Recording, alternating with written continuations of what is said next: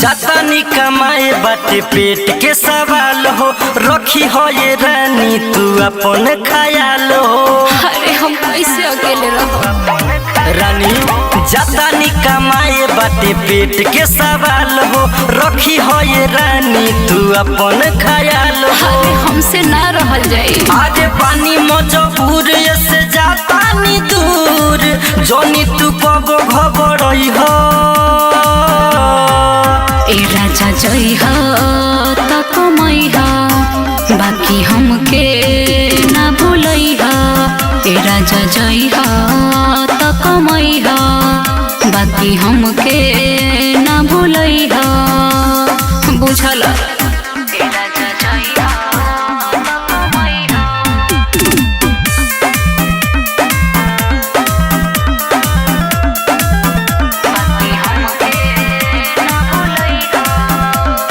दिनावा तो कट जाई कटी नाही रतिया, बड़ी याद आई तोहार मीठी मीठी बतिया। ए राजा अरे काहे खाती बाड़ू तू रानी पछतात हो, फोनवा पकड़त रहब हरदम बात हो। अच्छा ठीक बा, चिंता में हमारा न रही हो ये सोना, टाइम टाइम से खई हो। ए राजा जई हो त कमई हो, बाकी हमके ना भूलई हो। ए राजा जई हो त कमई हो, बाकी हमके ना भूलई हो। बाकी हमके ना भूलई हो।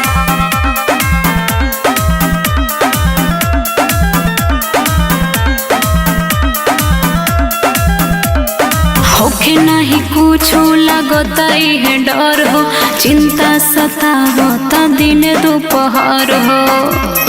अरे ना जियो तोहरा बिना। कहबू तू जमन है करी है सतेंदर, केहू न आई हमरा दिलवा के अंदर। विश्वास करो तनी कुछ के दिक्कत हो ये रानी, राइटर मन से बतई हो। ए राजा जई हो त कमई हो, बाकी हमके ना भूलई हो। ए राजा जई हो त कमई हो, बाकी